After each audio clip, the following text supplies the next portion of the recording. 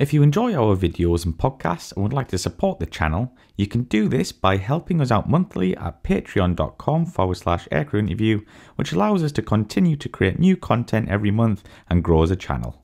Thank you and enjoy.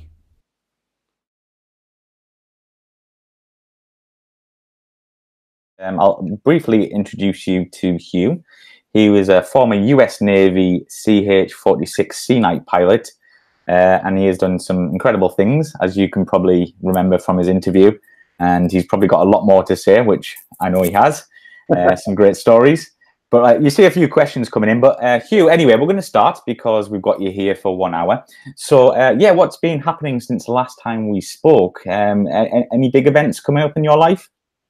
Nothing new other than I was down in Florida for a couple of days. I've been catching up on a lot of with the Apollo 11 anniversary. I'm a big space fan just because there were so many, just from a historical perspective, there were so many naval aviators in the space program, and they were you know, with the Air Force, they were, and Army, believe it or not, because Buzz Aldrin was an Army guy. I think they were the pioneers of the space program, right? The guys were at Naval Test Pilot School. And so that was, I like to follow that. If you get a chance to watch the Apollo 11 documentary that came out this year, I highly recommend it, especially if you get to watch it on the big screen. It's like going back in time. It was really, really good, especially the opening 15 minutes were really, really great. So John Ellis asked a question about CH-46 and the power, and that's a great question, kind of open it up. So for those of you who might be a little unfamiliar, let me give you just an overview of the 46. I should have dug a little harder on my history. I feel a little bit behind the 8 ball on some of it. But of course, it was a Boeing aircraft, tandem rotors, 28 TH-57 dash. Originally, they were dash 8 engines, then dash 10s is what I flew in the Delta model. And the question is underpowered.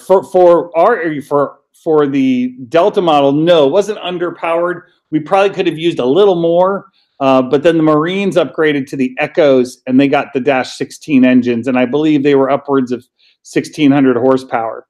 And so I think it was sufficient for the role. And you also have to remember the 46 had very short legs. You know, you could only fly 2 hours. We had 2 hours of gas on board, 2,400 pounds of fuel.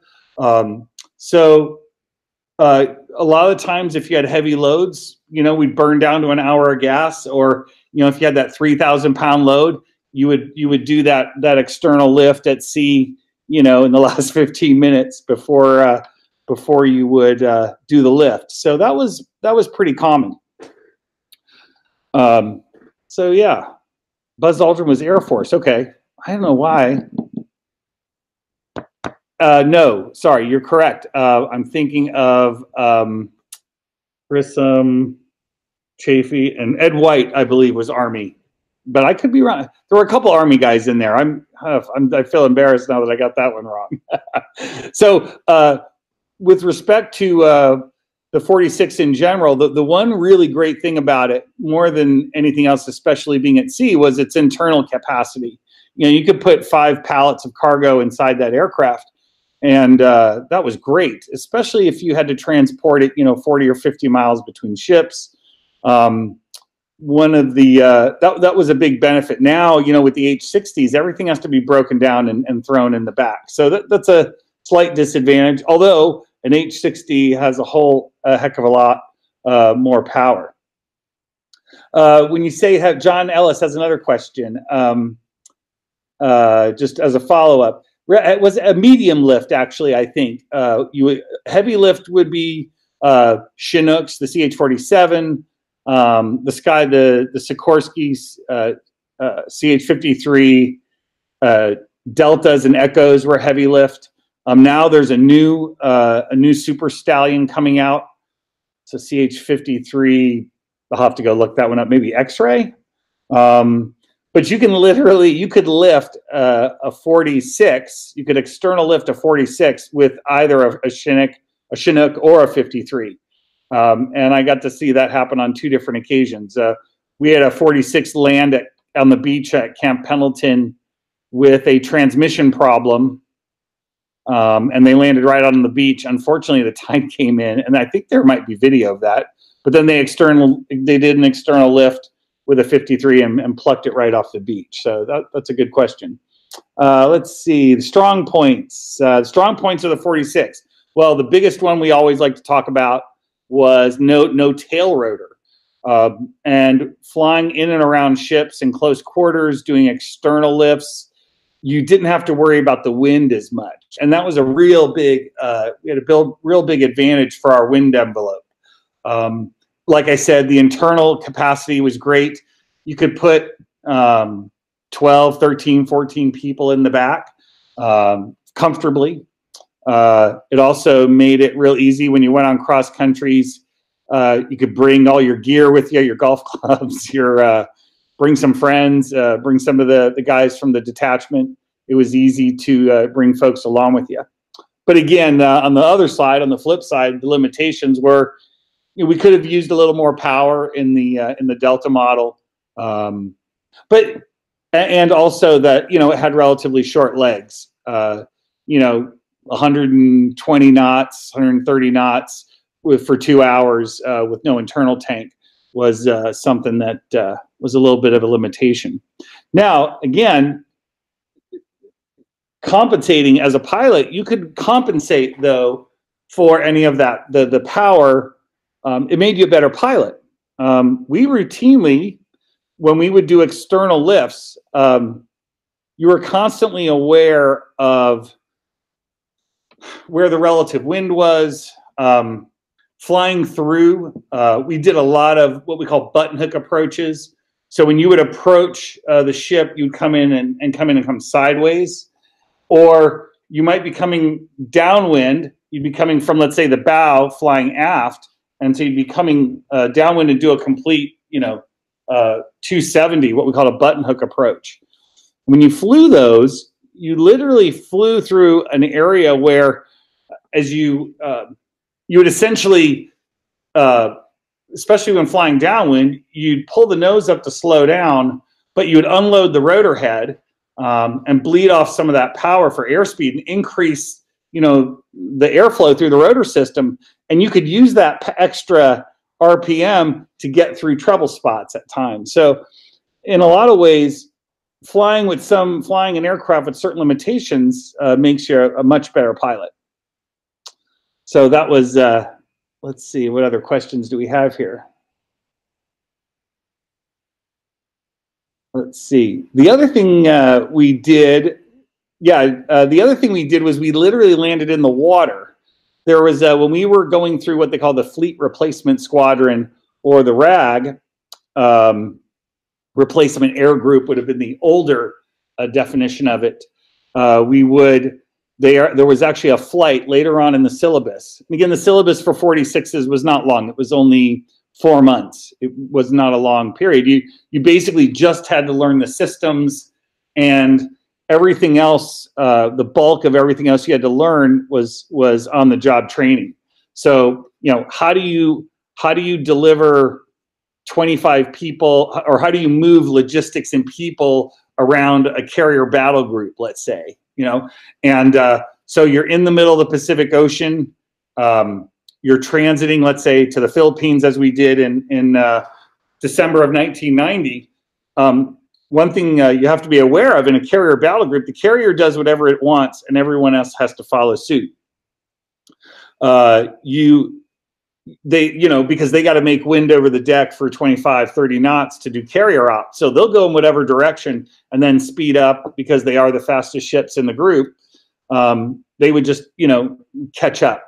So we would spend a lot of time trying to figure it out. But you have to, there were 5 ships in our battle group. We had the USS Ranger was the carrier. We had the USS Harry W. Hill, which was a destroyer, a DD destroyer, a Spruance class destroyer. We had a CG. Oh, I'm losing my mind here. I'll come back to that. We had 2 frigates and 2 ammunition ships. We had the USS Kansas City, which was a supply and ammo ship, and we had the USS Shasta, which was an AE. And so, long story short, is you had to find all these ships. You know, you had to manage your fuel. You had to manage the amount of weight that was inside. The big thing really was fuel and being able to find the ships too, because a lot of times we were running no one was broadcasting comms. When we would talk over encrypted radio sometimes, but most of the time it was in the clear. But a lot of times you'd get a vector from one ship to another, and they might not turn on their TACAN for a while. So you'd be flying around in a direction, and you had to really be careful of your fuel. So it was a lot of on-the-job training, but it was also a lot of fun. All right, let's see. Hugh, I'm just going to interrupt you there, just to make sure you can scroll up and down, because you might have missed some on the side questions. But yeah, just to let you know. So carry on. Thanks for that. So here's a good one: flying in storms at night. So the nice thing about operations in the middle of the ocean is that the ships will generally avoid big storms. To give you some context, when we were transiting from San Francisco to the Philippines, we ended up at a Great Circle route, which took us about 1,000 miles north of Hawaii, and you're really in we hit some big weather up there on the way over. And the USS Kansas City was 700 feet long. The bridge wings, they had a bridge forward, and the bridge wings were 45 feet above the water line. And I remember being up on the bridge on a relatively large ship like that, and taking water over the bow, and the water hitting the windscreen of the bridge. On another occasion, we were sitting on, I might have told this during my interview, but we were on spot 3, which is the forward spot on the waist, on the landing area on the aircraft carrier. That's where the waist cats fire off, where the angle deck kind of ends. Spot 3 on the carriers, on the larger carriers, was right there. And we were sitting there one night. It was about 2 in the morning, and water hit the windscreen of the helicopter. And we were turning, and we were getting ready to head home. And we were all sitting there going, what was that? And crew chief goes, yeah, it was salt water there, boss. And I was like, what? And we literally took water over the waist cat, 75 feet above the water. So that was nuts. Pretty just intimidating. It wasn't a really, I don't remember ever being very scared flying. When you're young, you're really not afraid of much. Talk about some of that in a little bit. Some of my, let's see, CH-53. Oh, CH-53K, Kilo, heavy lift. Yeah, I heard it maybe had been delayed. Okay, how survivable is a 46? Northern Nightmare asks, how survivable is a 46, and was it able to take damage? I don't know the combat history of the 46s in Vietnam.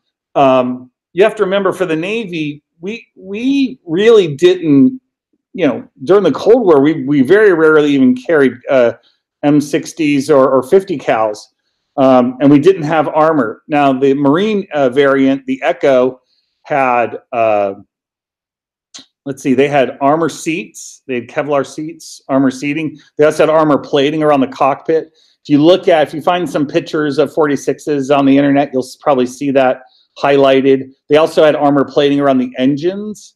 But how survivable is any aircraft against RPGs at low level, or a surface-to-air missile? That's even the 47s that were shot down in Afghanistan, which was very tragic. But they were susceptible to RPGs and small arms fire, or medium arms fire, I guess. So any helicopter is always going to be vulnerable, I think, is the best thing I could say there.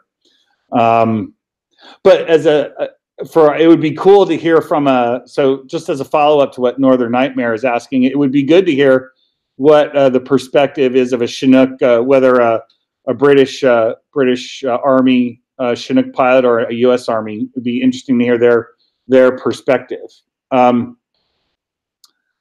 Oh, yeah. Okay. John Ellis asked another question about power. So there's this settling under power, what they call vortex ring state. Essentially what that means is in any helicopter, they can be susceptible to it. And it's the idea that when you start a descent, you're heavy. So let's say you have a heavy aircraft, and you start a descent and you start flying into your own rotor wash, you're flying into disturbed air. The worst thing you can do in that scenario is pull more collective, pull more power, because now you're just sending more rotor wash down and creating more disturbed air. The secret is to push your cyclic forward and fly out of it, right? Be flying out of that bad air. All helicopters are susceptible to it. The aircraft that was really susceptible is the Osprey, because they have such high velocity. They have such a higher velocity.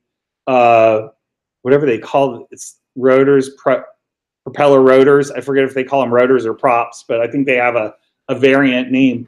A friend of mine from Virginia Military Institute, he was a guy named Brooks Gruber, was a Marine. He was a year ahead of me at Virginia Military Institute.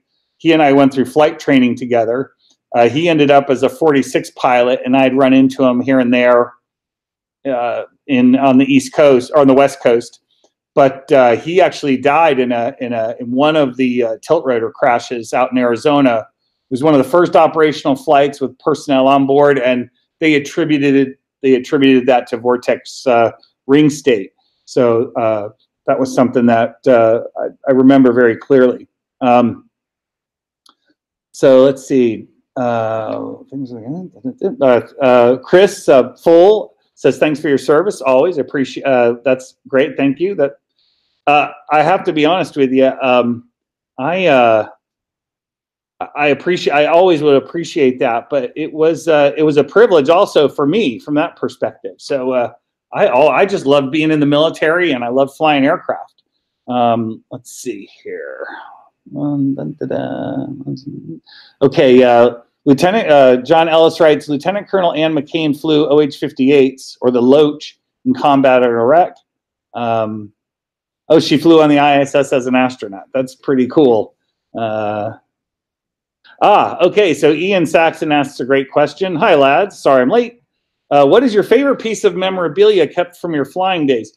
I must say, and I showed it on the original cast, is probably my helmet. Just because I wore it for 3 years. It has it's personal. The riggers in our squadron would personalize them for us, I'd say. And it's also up in my house. I have it sitting on a shelf so you can see it. What else? Just the other thing too, though, is I still have some of my flight suits, which is cool. I still have my flight boots, which is kind of neat. And I still have my dog tags in the laces. That was a thing we did back in the day. You would put your dog tags into your boot lace, just because you'd always have them with you, and they wouldn't fall off and they wouldn't hang down when you were pre-flighting the aircraft. So it was just kind of a convenience thing.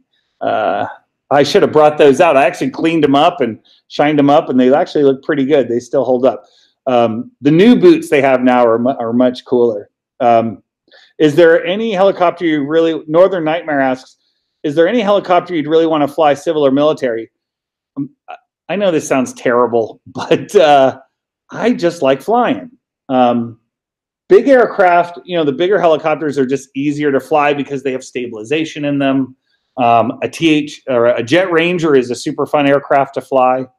I'm sure the OH-58, the MD-500.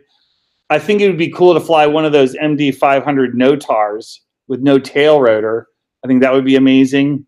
One you all should look up is the that Cayman, the Cayman helicopter. They use it for logging. K-Max. That's a scary, crazy looking aircraft. It's a single pilot used for logging and heavy lift. The Navy was pondering buying those for a while, exclusively for doing vert rep. And a couple of CH-46 guys that I knew ended up being test pilots for Cayman and flying the K-Max for a while. Of course, I could look up their names. John. Anyway, but the K-Max is pretty interesting. On that same note, the follow-up to that is the Osprey. I'm absolutely fascinated with the Osprey. I think it's a really interesting piece of technology. It was a long time in the making, but boy, what a cool thing to have. You know, you can climb that thing up to 10,000 feet, put the tilt rotor forward, and cruise at, I don't know, 275 knots, which is pretty amazing. John Ellis also follows up with the Huey. Yeah, absolutely. The Bell 412 or traditional Hueys.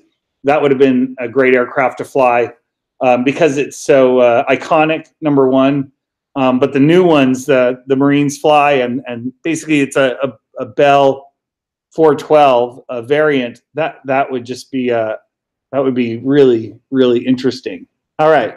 I think if you scroll up there, Hugh, there was quite an interesting question from Magnus Carlson about the Swedish Navy pilots saw combat. I don't know if you can scroll up and maybe answer that. Yeah, so Swedish Navy pilots saw combat missions in the CH-46 in the ASW role.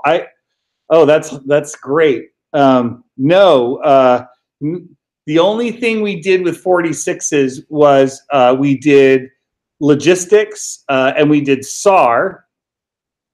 We had the SAR variant, which was called the HH-46 Delta.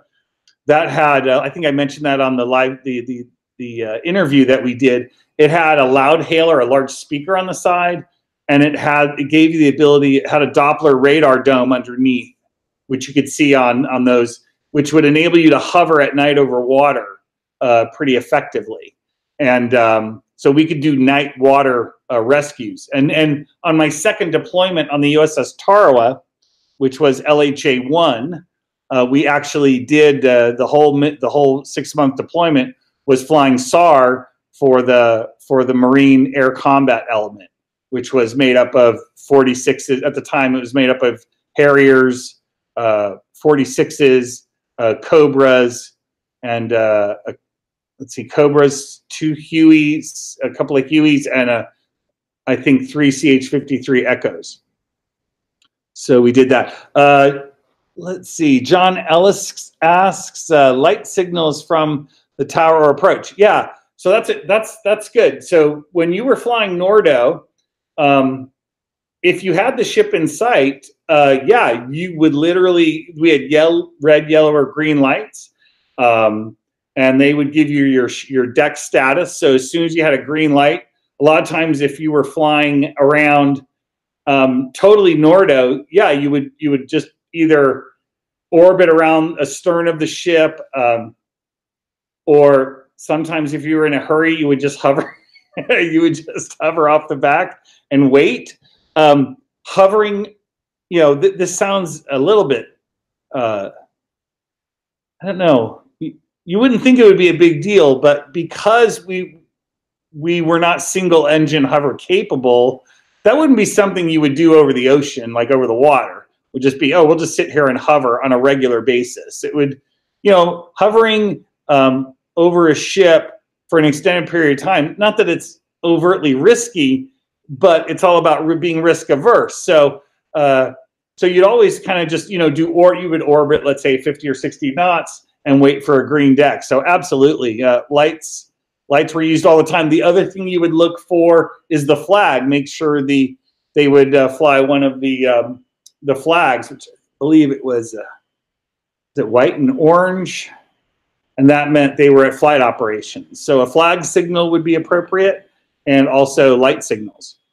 They also had, speaking of light signals, we also had an approach light, stabilized on a lot of the ships that, most of them now, I think, that support helicopters, all have a glide slope similar to the meatball. Not quite as elaborate, but basically a light lens that will give you a nice, easy glide slope to fly up the stern of the ship and put you right into a 50-foot hover, over the back of the boat. Now, speaking of flying Nordo and doing different operations, I might have mentioned this on the interview, but this was just amazing. We were flying up into the north. This was during the Desert Storm deployment. We were hovering. We actually got tasked a lot with doing these crazy leapfrog missions where we would go from ship to ship to ship to ship and end up far away from home. We were probably 250 miles or 200 miles from our home base at the time, and we were doing long distance mail runs. And so we would go from ship to ship, and it was pretty fun. We got way up north, right, pretty much off the coast of Kuwait, where we ran into we were going to the USS Ford, and their deck was fouled. They had, I think, both their H-60s on deck, but they really, really wanted their mail. So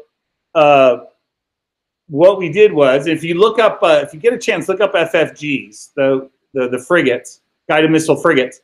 They have a little spot on the front on the bow, and because we were low, we were really thinking about our fuel state.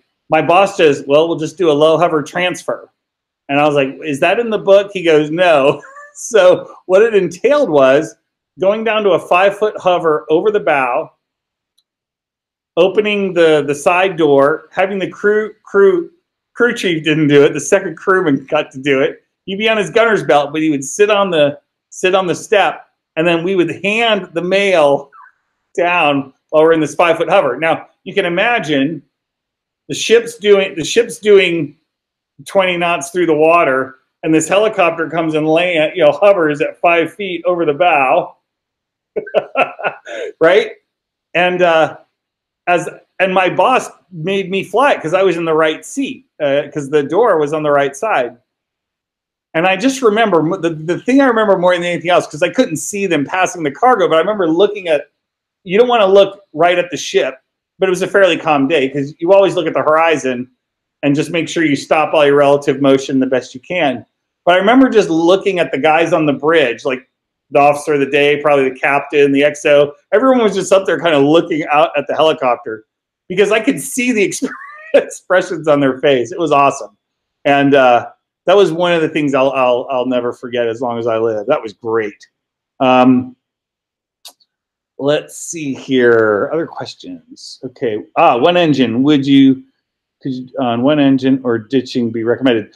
Okay. Roll it. Yeah. Good question. So John Ellis asked, what about single engine landings on the ship? Well, normally you would just, the rule of thumb is you wouldn't do a roll on unless you were at an airport. Even if you were going to a carrier, they wouldn't even. I actually had this scenario where we had an engine problem, and so what we did was we got the ship to close to us, and you would just shoot for a no hover landing. That would be the rule of thumb. No, a single engine, as long as you can keep flying, keep flying. And in the 46, we could dump gas, we could throw stuff out of the back of the aircraft and get light pretty quick. If you were carrying internal cargo, you could roll it right because we had rollers on the deck. So you could roll it right out the back and get light very quickly and save the aircraft. So that was not that big of a problem. It was pretty cool. Just trying to think on that scenario, we had to single up and just did a no hover landing. Another time we were hovering over the back of another ship in our battle group. We lost the engine. Well, we were the oil pump failed. We recognized it. We got into forward flight, and my boss flew a no hover landing to the back of the boat, no problem. So that was we had that, and we trained for that all the time. that was a standard part of what we call day PQS or day night training flying. Would be, you might have a 2 or 3 hour block.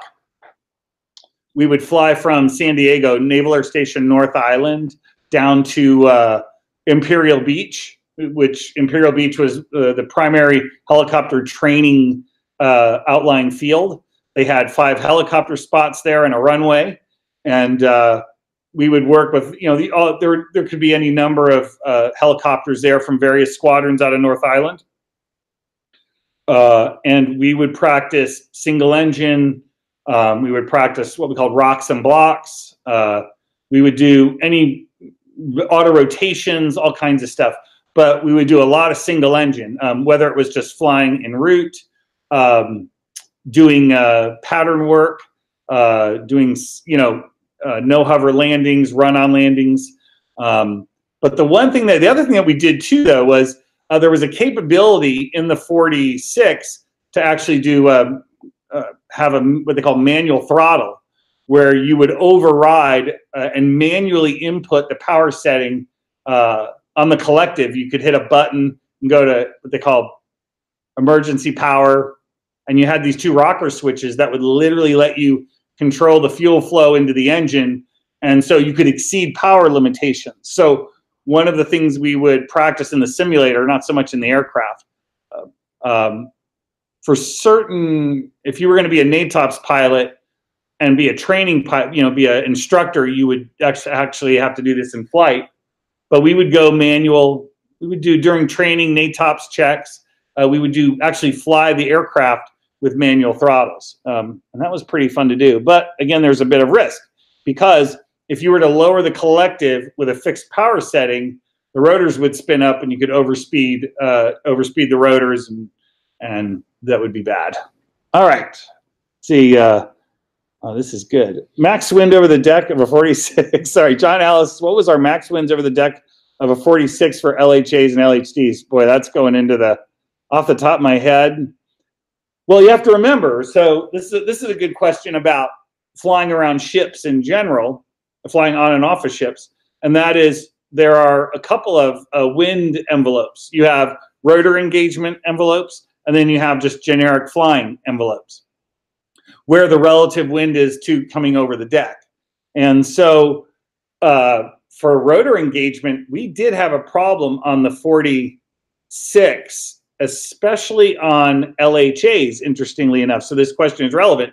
What could happen is, if you look at the 46, the aft rotor, as it came across the tunnel, across the fuselage, it could strike the tunnel and hit the fuselage, and we actually had that occur. And so if you look at pictures of our aircraft for the second half of our deployment, we just had this gray section of fuselage over the tunnel fuselage that was painted gray instead of the standard CH-46 color. And so because we actually had the rotor strike the tunnel. Our wind limitations for landing, though, I mean, most of the time the ship's moving, so you're going to land somehow as best you can into the wind, right?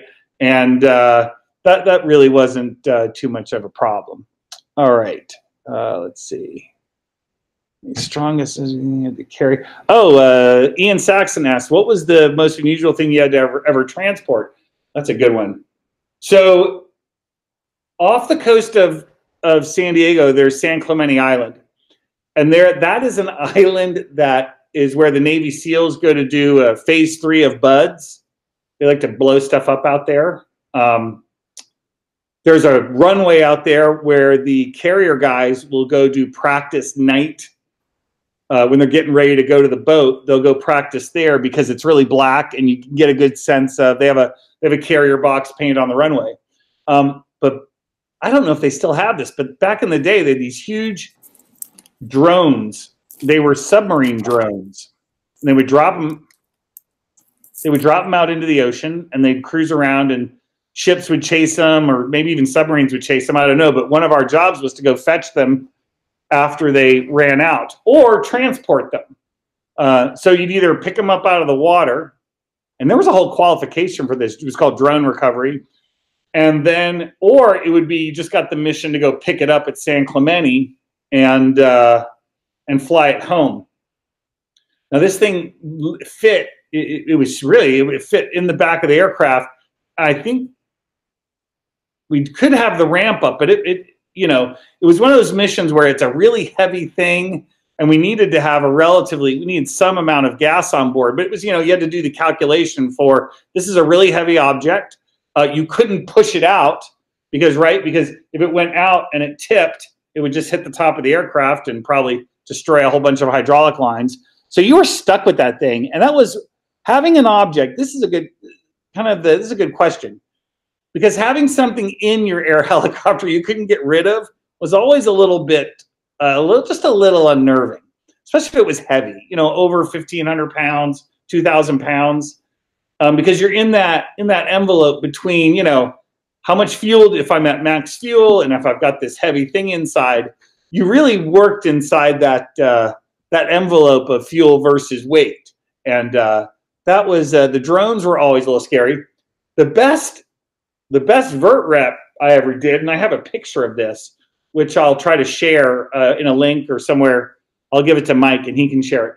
Or you can Google it. You can find it. It's actually, we had a 2-plane det back in, I believe it was the summer of 1991, and we were tasked to go out off the coast of Long Beach, and we got to do a vert rep of the USS Ohio, which is a ballistic missile submarine.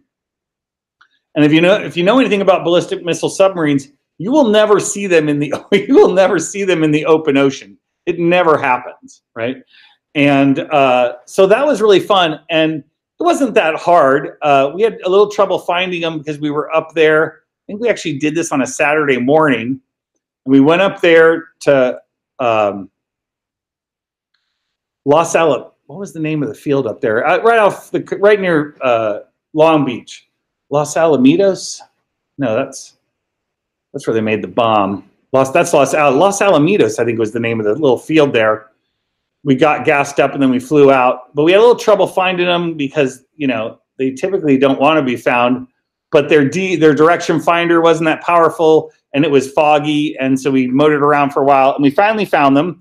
We did about maybe a half a dozen to a dozen loads. And, it was one of those things where we dropped the load and we actually had pictures. So there's a really cool picture of a 46 dropping the load onto, dropping an external lift onto the back of, the flat portion of the USS Ohio. Just pretty, kind of a cool, iconic picture, in my estimation. I'm just trying to think, what else did we put inside? That was we flew the Navy SEALs a lot because they were right down the street in Coronado. They were always fun. They like to jump out of the aircraft sometimes without permission. One for the 4th of July. Okay, this is good. So the 4th of July, it would have been 1991. I was a brand new, aircraft commander. I got to sign for the aircraft. I was in charge. And it was the week of July 4th. And we had about 3 or 4 training days. And we were doing this mini air show. I think they might still do it over in Coronado with the SEALs. And we would do 2 aircraft. And we would do these demos where the SEALs would, do what they call a limp duck, where they push the boat out of the back. They all jump out, they inflate the boat, and they zoom around with guns. They would do some low-level parachuting, and then we'd have the Navy leapfrogs would jump from 10 or 12,000 feet. And the leapfrogs are the U.S. Navy parachute team, and there's some great videos of those guys jumping. One of my favorites is the one where they jump into University of Texas at Austin. That's a really cool video. Check that one out. You can find it.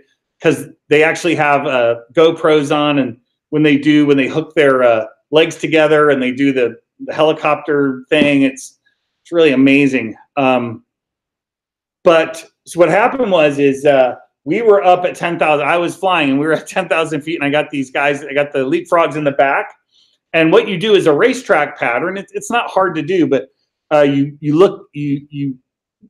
set up. You think where the wind is going to be.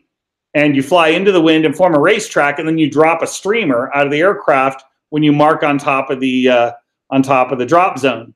Then what you do is you see where the streamer lands, and that's going to be your lineup, because that gives you the relative wind and so forth. So you fix your pattern to be from the streamer to the drop zone, and then that's how you form your racetrack.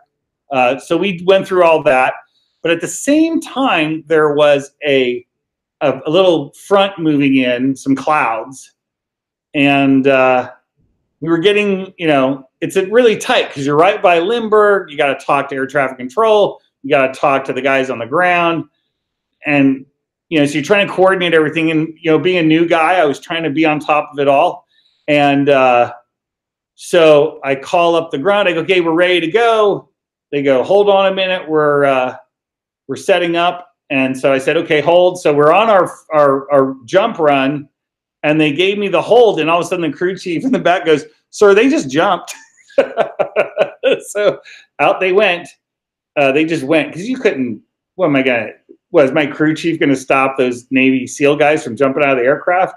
Not really. But guess who gets called in front of the? So Monday morning, whatever, I had to go over to the admiral's office, the wing commander's office. But fortunately, my buddy Rocky was on the staff there. He was the operations officer or whatever, and he and I got on pretty well. And he just said, "Here, write this down." We got together and we wrote the story. And I go, "What was I supposed to do? I was just a Lieutenant JG at the time." And they were like senior Master Chief SEAL guys. So that was pretty good. But what had happened was they when they came down, they flew through the clouds, right? They parachuted through the clouds, and apparently the admiral was there. And it was crazy. All right. Oh, vert rep missions. All right, these are great questions. Okay, let me Danilo Andrade, how long would a vert rep mission take? Would you roll cargo from ship to ship for hours? Actually, there's some great video on YouTube that you can see. The HC-11 Det 4. I was on Det 4 in '92, but the Det before us, the crew that took Det 4 to sea on the previous Desert Storm deployment, there's some great, I think it's called Aerial Ballet, CH-46. Those guys were crazy. And that was actually my buddy Rocky, coincidentally. He was the Det commander for that. And there were a bunch of good pilots on that Det. There's some good guys there. They were very aggressive pilots. They flew right at the edge of the envelope. It would just depend on how many loads. So I'll give you a couple of just examples. You might have we would literally load the deck 2-3 pallets high around the aircraft and actually pick up the aircraft straight up, from when we were staging to get ahead of the game. You could do 100. My logbook, we would actually write down pickups and drops. So you could have hundreds of pickups and drops for a particular vert rep. A lot of the times we would do we had a whole squad. We had a whole probably 6 or 7 aircraft fly up to Camp Pendleton to do an onload, or we did onloads or offloads where we'd go ship to shore and put all the bombs on a boat, right? All the ammo would get onloaded in an afternoon. So that was fun. But we had one where, actually, this is another little funny, not a funny story, but I was sitting in the operations office at the squadron. I think it was on a Friday, and the ops officer comes in and goes, "Oh, the Enterprise, is it the Enterprise or Nimitz? Sorry, Nimitz is going to cruise back up to San Francisco, but we have an ammo ship needs to do an onload, and so you and these guys are going." And I was like, "What?" And so we had 2 aircraft, 4 people, and Bill Beeson was the little mini OIC in charge. He was the officer in charge of our little mini detachment for so many days. But I didn't even have a toothbrush or change of clothes. We just had to go because the Nimitz was going. So we jumped in the aircraft and we started this like all day, all night vert rep. And it was nuts. We went all the way. We did a multi-day vert rep and ended up in San Francisco like 3 days later. So on the ship, we had to go to the ship store and buy some underwear and some toothbrushes and get some t-shirts. Yeah, the flight, we got back, I don't know, Sunday. Flight suits were pretty ripe. That was pretty funny. But it was a cool experience. It was, I remember getting up early at like 4 a.m. to start the next day of the vert rep, and being black, just dark black night, no nothing. And we were parked on the carrier on the ship. We were parked on the side, or on the waist cat on spot 3 or spot 4. And I just remember crawling up, to do my pre-flight. And oh my goodness, just being first time I was ever scared, pre-flying an aircraft. So that was pretty cool. Vert reps were super fun. It was all stick and rudder flying. I really enjoyed that a lot. And you got really good at it. After a couple of those, you got really good at managing the power and the approach, getting it where, because you have to remember you're flying with, you want to put the cargo hook, that we called it the hell hole. You want to put the cargo hook over the load, right? And the guy's standing there with the pendant, and you want to basically have it so the cargo hook is 3 feet over his head. And if you watch some of the videos, that HC-11 Det 4 aerial ballet video, you'll see some of those where the guys come in and put it right on top. And you could do that. We got really good at that, and that was super fun. It made it all worthwhile. Let's see here. John Ellis writes, one of my friends was a flight line ops officer as a country. She once gave the phone number. She got you. Okay, that's pretty good. Air Force Chief of Staff. I got to fly Admiral Arthur, who was a 3-star admiral during Desert Storm. He was a fleet commander, if I'm not mistaken. And we got to do, we did a VIP flying for him for a day because I guess the SH-3 was down on the carrier. They couldn't do it. Let's see. Next one. Chuck Meister asked, did you do any dangerous extractions rescue with a 46? I might have mentioned this on the interview, but we only did, I did three, quote unquote, actual SARS, search and rescue or emergency things. The first one was we were down at Imperial Beach, and when you sat on Imperial Beach, you faced the ocean because the pattern was always into the wind. So the runway was east-west. The ocean would have been here, and here's the land, and you're facing out to the Pacific. And Imperial Beach is literally right on the border. Look it up on Google Maps. It's cool. And you can see the runway there, and you'll see the helicopter spots. And so me and my friend Jay Bowman were sitting on one of the spots, and just as we took off, we noticed something. It was like, what was that? And we flew a little bit further out to sea, and there was someone had popped a flare. Shot a rescue flare up, and so we went and investigated. It turns out there was a sailboat that was disabled, or a boat was disabled. So we hit them with the spotlight and just kind of circled and called North Island, and they sent the Coast Guard out. So that was just kind of fun. Being on a training mission that for half an hour got turned into a pseudo, help out a citizen, which was always, let me tell you something. When you get to do something like that in real life, it's super cool. The fact that you get to help someone based on your vocation at the time is really a cool thing. The second thing that happened was we were doing, again, kind of a similar scenario. We were doing day-night ship practice landings, single spot landings, probably 30 or 40 miles off the coast of San Diego. And we got a call for a rescue, or there was a problem. A ship nearby, some guy chopped his finger off or a couple of digits off his hand, and he needed to be medevaced to San Diego. And that was that was, I mean, it wasn't that big of a deal, but it was hilarious because we got there and we landed, and the guy was mobile. He walked out with the cooler, with the Igloo cooler or whatever, and an IV. The guy was holding the IV, and he had his digits in the cooler, and we put him in the aircraft, and we flew him to North Island. It was the coolest thing was that we could you got priority handling, so your call sign would go lifeguard.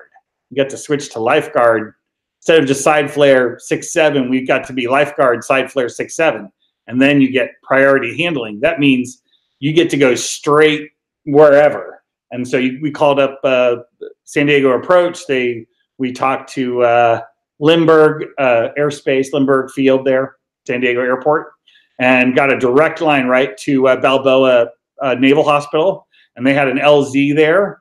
And we came in, and they have to stop traffic. And I think we were probably a little big to be landing there, but we put it right down, and they got that guy in. I never found out what happened to him. It would have been cool. I hope they saved his hand or his fingers anyway. And then the last one was during my second deployment, we rescued some Iranian sailors. Their dhow sank in the middle of the Straits of Hormuz. They were hauling like watermelons and bags of onions, I think. And when the ship sank, there was this just huge, I mean, it was a pretty good sized boat. And there was just this whole line in the water that's like, looked like a slick, but it was really all these watermelons and vegetables floating in the water. So we picked those guys up, and that actually made the paper. So that was pretty good. All right. Let's see. Oh, this is a great question. So Danilo Andrade asks, what was it like? So what is how does it feel to fly a 46? The smell, the sound, the taste, the vibration. That's a really good question. The vibration is pronounced. The first time you get in a 46 and you turn it on, it's great, but the rotor brake is engaged. So when you start up a large helicopter, you like to be able to run the rotors up quick so you don't get a lot of flapping, and they can't, impact fuselage. So we would start the engines up with the rotor brake engaged and the engine power at 50%. So then what you would do is you'd pop the rotor brake off and then run the throttles up briskly. But boy, the first time you did that, it was this whoosh, this back and forth that took a little while. You had to kind of stabilize yourself because you didn't want to run. You end up slapping the throttles up and over torquing the engines and the transmission. So that was always an experience. The smell was always burnt hydraulic fluid. There's a CH-46 in the Marine Corps Museum down in Quantico, Virginia. If you walk into that, it smells exactly like a 46, which makes that question great. Sound, it's pretty distinct. It's somewhere between an H-60 and a Huey. It doesn't have that thump, thump, thump sound, but it almost has like a clattering sound, like a, but it is very distinct, and you don't hear them flying anymore. We used to, because Quantico's, I live right near Quantico Marine Base, and they used to fly those around quite a bit. HMX-1 had some really shiny ones, and they used them for both VIP and VIP transport and flying and supporting the basic school down there. All right. Let's see. Let's see. Paul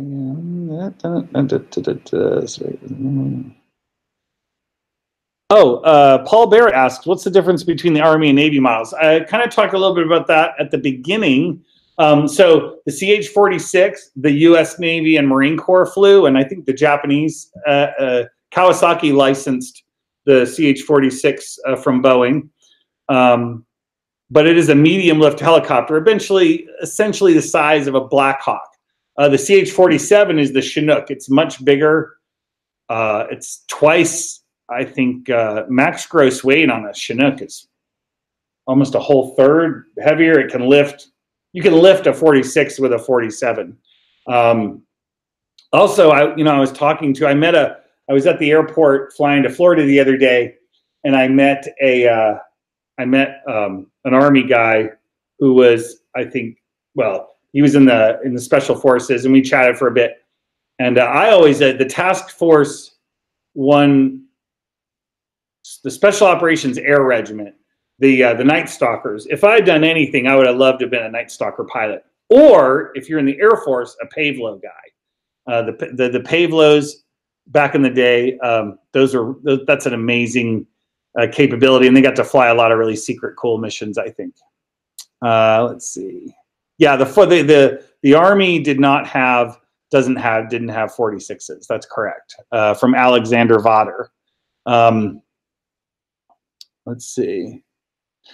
Chuck Meister asked, do they still run the Chinook? And if they do, what variant are they at? Oh, yes, of course, the Army still flies the 47. I'd never really kept up with the variants of that aircraft. Yeah, I don't know. But they use it all over the place. And the British still, is it the British? I guess the British Army, or maybe the Royal Marines fly them. I can't remember. But there we go. I think we're almost out of time. There's Mike coming back on. I see him setting up. Well, first of all, let me say this. It has been an absolute pleasure to talk to you all today.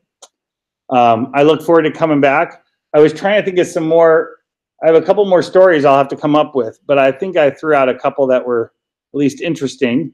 And I love talking about anything aviation. I've been I've been a little bit of a history nerd with respect to, when I was a kid, or in college, we read, every book about flying, F-4s and in Vietnam. There's some great books out there like Thud Ridge and like that. There's also The Flight of the Intruder, which is a great book about flying A6s. That's kind of special because, when I was in the service, when I was flying off the carrier, or, supporting carrier operations, we had that diverse set of aircraft. We had F-14 Tomcats, we had F-18 Charlies, we had A-6E Intruders, we had S-3 Vikings, we had E-2 Hawkeyes, SH-3s. They even had, the C-2 Cod would come land, and then you had the H-60 Bravos. Were supporting elements around like the 46 was. Now if you go on a carrier, it's essentially all F-18s, right? You have the F-18 E and F, the C and Ds, and they cover all the aspects. You have, E-2 Hawkeyes, and you have H-60s. There were even A-7s flying when I was deployed. There was still an active A-7 squadron around, which was also pretty cool. So yeah, it's changed a lot.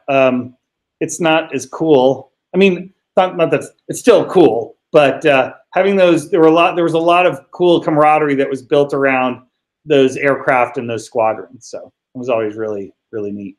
So I just want to say thank you very much for being on the show. It's been an absolute pleasure. And there was some great questions there. And I'm sure we're going to get you back on because there was so many questions coming in. We can't even answer them all. But hopefully in the near future, we can get you on to answer more questions. But yeah, thank you very much, guys, for coming in the comments and sharing your questions. And I'm sure Hugh will be happy to answer more in the future. So thanks a lot, guys. And Hugh, thank you very much. Have a great evening. Bye now.